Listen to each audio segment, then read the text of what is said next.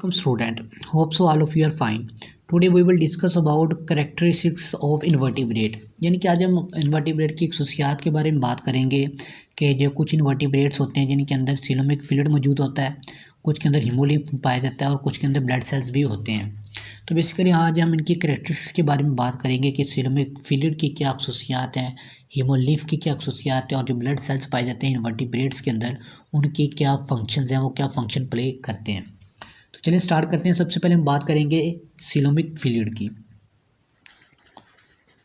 Coelomic fluid की अगर मैं सीलोमिक फ्लूइड की बेसिकली बात करूं तो अगर बेसिकली हमने जो प्रीवियस लेक्चर में भी पढ़ा था कि कुछ इन्वर्टिब्रेट्स के अंदर कौन सा फ्लूइड होता है, सीलोमिक फ्लूइड होता है। लाइक जैसा कि काइनोडर्म्स पढ़े थे हमने, एनिलिड्स पढ़े थे और स्पिंकुलोन्स पढ़े थे। एनिलिड्स और इकाइनोडर्म्स, बेसिकली इनके अंदर कौन सा फ्लूइड होता है, सीलोमिक फ्लूइड होता है। अब सीलोमिक फ्लूइड का क्या मतलब है, यानी कि इनकी बॉडी के अंदर ऐसा फ्लूइड होता है जो क्या करता है कि न्यूट्रिएंट्स,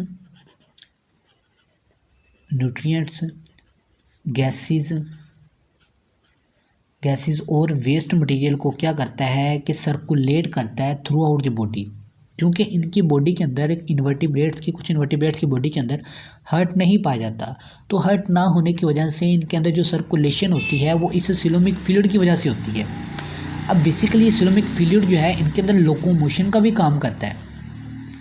इनकी बॉडी को मूव करने के दौरान ये सीलोमिक फ्लूइड का फंक्शन होता है और ये सीलोमिक फ्लूइड की वजह से ही इनकी बॉडी जो है कोलैप्सिंग करने से बच जाती है। अगर सीलोमिक फ्लूइड ना हो इनकी बॉडी के अंदर तो इनकी बॉडी जो है आपस में कोलैप्स कर जाए, यानी कि फट जाए। उसके अलावा कुछ इन्वर्टिब्रेट ऐसे हैं, लाइक जैसा कि एनिलिड्स की हमने बात की थी। एनिलिड्स के अंदर बेसिकली एनिलिड्स के अंदर क्या होता है कि हाइड्रोस्टेटिक स्केलेटन होता है, हाइड्रोस्टेटिक स्केलेटन। और बेसिकली ये हाइड्रोस्टेटिक स्केलेटन किस वजह से होता है, ये सीलोमिक फ्लूइड की वजह से ही होता है। ये सीलोमिक फ्लूइड होता है जो इन्वर्टिब्रेट्स के अंदर पाया जाता है। कुछ इन्वर्टिब्रेट, ये सभी के अंदर नहीं होता। अब जैसे कि मोलस्कस के अंदर नहीं होता, आर्थ्रोपोड्स के अंदर सीलोमिक फ्लूइड नहीं पाया जाता। ये एनिलिड्स, इकाइनोडर्म्स और उसके अलावा जैसा कि हमने पढ़े थे सोडोसिलोमेट इन्वर्टिब्रेट्स, तो इनके अंदर ये सीलोमिक फ्लूइड होता है और ये फंक्शन परफॉर्म करता है ये न्यूट्रिएंट्स, गैसेस और वेस्ट के मटेरियल के अंदर। उसके बाद हम बात करेंगे हीमोलिम्फ की। अब बेसिकली हीमोलिम्फ का क्या मतलब है, ये दो वर्ड्स हैं, एक है हीमो और एक है लिम्फ। हीमो का मतलब होता है ब्लड, हीम जहाँ पे भी आ जाए आपने ये समझा इसका मतलब होता है ब्लड, और लिम्फ का मतलब होता है वाटर। ठीक है, यानी कि इन सिंपल वर्ड जो हीमोलिम्फ एक कैविटी होती है हमारी बॉडी के अंदर, वाटर लाइक कैविटी, जो ब्लड कैविटी के जिसको आप नाम दे दें। ब्लड कैविटी होती है जो क्या करती है कि न्यूट्रिएंट्स की, गैसेस की और वेस्ट मटेरियल की सर्कुलेशन करती है। या सिंपली आप ये भी कह सकते हैं कि हीमोलिम्फ का काम भी इन्वर्टिब्रेट्स के अंदर किसका होता है, सर्कुलेशन का काम होता है। या इन अदर वर्ड्स आप कह लें कि वो सीलोमिक फ्लूइड पाया जाता था एनिलिड्स, इकाइनोडर्म्स में, तो बेसिकली ये किसके अंदर फिर होता है, मोलस्कस के अंदर, आर्थ्रोपोड्स के अंदर ये हीमोलिम्फ पाया जाता है। ठीक है, अब बेसिकली हीमोलिम्फ किस तरीके से करता है कि जो मोलस्कस है, आर्थ्रोपोड्स है, इनकी बॉडी के अंदर होता है हर्ट। ये हर्ट क्या करता है कि पंप करता है। जब पंप करता है तो इसके मसल जो है कॉन्ट्रैक्ट्स और लेग्स होते हैं। वो क्या करते हैं कि जो फ्लूइड होता है हीमो बॉडी के ब्लड के अंदर, जो न्यूट्रिएंट्स होते हैं, गैसेस होती हैं और वेस्ट मटेरियल होता है, वो क्या करते हैं कि रिस्पेक्टिव साइड्स के अंदर, रिस्पेक्टिव टिश्यूज़ के अंदर ये क्या कर जाते हैं, मूव कर जाते हैं। क्योंकि ये हार्ट ने उस स्पेसिफिक जगह पर उसको पंप करना होता है। जिस स्पेसिफिक जगह पर हार्ट जो है वो पंप करता है, वो उसी जगह पर वो वेस्ट न्यूट्रिएंट्स जो है वो पहुंच जाते हैं। बेसिकली हीमोलिम्फ का ये फंक्शन होता है न्यूट्रिएंट्स, गैसेस और वेस्ट मटेरियल के ट्रांसपोर्ट में, किसके ज़रिए, हार्ट पंपिंग के ज़रिए। बेसिकली ये प्रोसेस होता है पूरा। ठीक है, ये बहुत डिटेल लंबा लेक्चर है, इंशाल्लाह फिर कभी इसके बारे में डिस्कस करेंगे। उसके बाद एक होता है कि हीमोसील, एक स्पेसीज़ होती हैं इनके टिश्यूज़ के दरमियान। हीमोलिम्फ के जो हीमोलिम्फ है इनके टिश्यूज़ के दरमियान स्पेसीज़ होती है, उसको हम नाम देते हैं हीमोसील का। ठीक है, ये सील होती है, कैविटी होती है। ठीक है, और हीमो का मतलब होता है ब्लड, यानी कि ब्लड कैविटी होती है, उसको हम कहते हैं हीमोसील का नाम देते हैं। अब बेसिकली मैंने टाइम बहुत दफ़ा जो है हीमोसील जो है नॉन सर्कुलेटरी फंक्शन भी परफॉर्म करता है।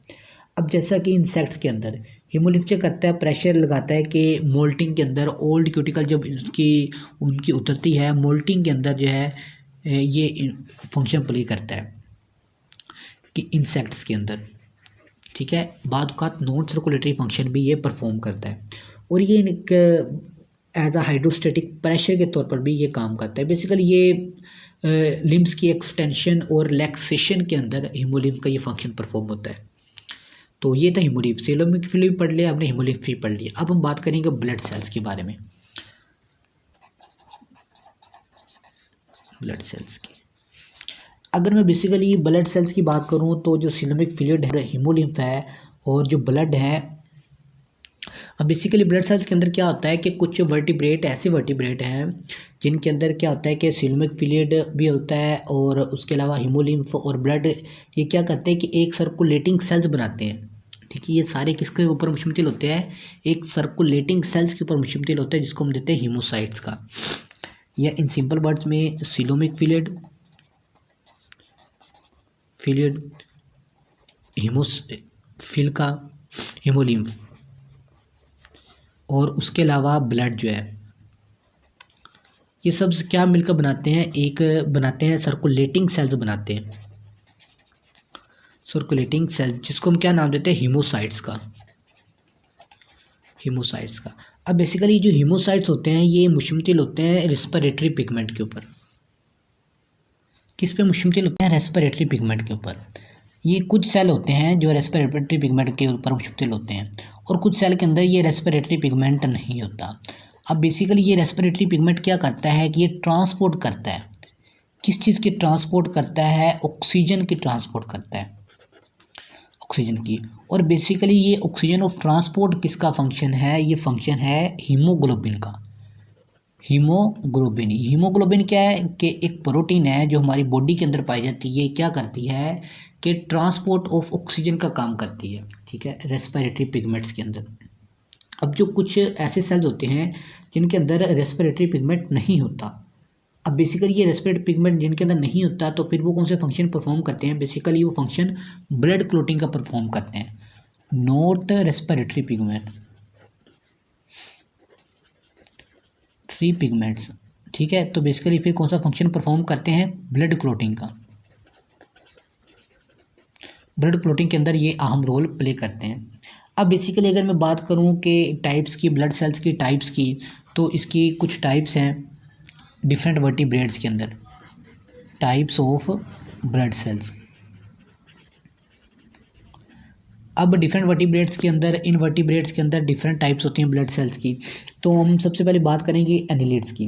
बेसिकली एनिलिड्स का जो ब्लड है मुश्तमिल होता है निमेटोसाइट्स के ऊपर, जैसा कि डैट आर फैगोसाइटिक, जिनको हम फैगोसाइटिक कहते हैं। सबसे पहले हम किसकी बात करेंगे, एनिलिड की। एनिलिड के पास जो ब्लड होता है वो मुश्तमिल होता है निमेटोसाइट्स के ऊपर, जिनको हम फैगोसाइटिक कहते हैं, या सिंपली आप ये कह लेंगे फैगोसाइटिक ब्लड होता है। अब बेसिकली फैगोसाइटिक ब्लड क्या करता है कि ये, जैसा कि हमने एंडोसाइटोसिस पढ़ा था, एक्सोसाइटोसिस, उनके अंदर दो प्रोसेस होती है, एक फैगोसाइटोसिस होता है और एक होता है पिनोसाइटोसिस। फैगोसाइटोसिस कहते हैं कि इनगल्फ फूड मालिक्यूल, यानी कि सेल्स का अपने अंदर फूड मालिक्यूल्स को एब्जॉर्ब करना, ठीक है, उसको हम कहते हैं फैगोसाइटिक या इनगल्फ फूड मालिक्यूल। जबकि पिनोसाइटोसिस क्या होती है, engulf water molecules, food molecule, ठीक है, ये फैगोसाइटिक होते हैं। और एनिलिड्स के सेल्स का ये फंक्शन होता है। अब बेसिकली जो सीलोमिक फ्लूइड होता है ये मुश्तमिल होता है कि एक बहुत से सेल्स के ऊपर। जो सीलोमिक फ्लूइड होता है, सीलोमिक फ्लूइड के अंदर जो ब्लड सेल्स कौन से होते हैं, ये बहुत से ब्लड सेल्स के ऊपर मुश्तमिल होता है, लाइक अमीबोसाइट्स, एलियोसाइट्स, लैम्फोसाइट्स, लिनोसाइट्स। ये कुछ सेल्स के टाइप्स हैं, ये आपने एज ए एग्जांपल के तौर पर, एमसीक्यूज के तौर पर आपने ज़हन में रख लेनी है। अमीबोसाइट्स, उसके अलावा इलियोसाइट्स, उसके अलावा लैम्फोसाइट, और लास्ट पे कौन से आ जाते हैं, लिनोसाइट्स। अब बेसिकली इनका, इन चारों सेल्स का क्या फंक्शन होता है सीलोमिक फ्लूइड्स के अंदर, अब हम थोड़ा सा इसको डिटेल से पढ़ लेते हैं। अब ये सारे जो सेल्स है ये फंक्शन परफॉर्म करते हैं फैगोसाइटोसिस के दौरान, यानी कि इनगल्फ फूड मालिक्यूल्स जो सेल अपने सेल्स के अंदर इन फूड मालिक्यूल की जो इनगल्फ होती है, फूड मालिक्यूल अपने अंदर लेना, ये इन सब सेल्स का फंक्शन होता है। इस सेल एक ही फंक्शन परफॉर्म करते हैं। और बेसिकली जो हीमोलिम्फ होता है मोलस्कस के, ये 2 किस्म के सेल्स के ऊपर मुश्तमिल होते हैं। पहले हम सिलोमिक फ्लूइड करेंगे हीमोलिम्फ के अंदर 2 किस्म के होते हैं सेल्स। एक को हम कहते हैं अमीबोसाइट्स और एक को हम कहते हैं granulocyte. Amoebocyte sites and granulocytes. अब बेसिकली ये 2 सेल्स होते हैं, ये किसके अंदर फंक्शन परफॉर्म करते हैं? एज अ पर्ल फॉर्मेशन के अंदर। हीमोलिम्फ का क्या काम होता है कि ये पर्ल फॉर्मेशन के अंदर ये यानी कि नेक्रीजेशन के अंदर जो है इन सेल्स का फंक्शन परफॉर्म करते हैं अपना नेक्रीजेशन। अब नेक्रीजेशन क्या होती है? ये होती है पर्ल फॉर्मेशन होती है, पर्ल फॉर्मेशन। या इन अदर वर्ड आप ये भी कह सकते हैं कि ये क्लोटिंग के अंदर और इनकैप्सुलेशन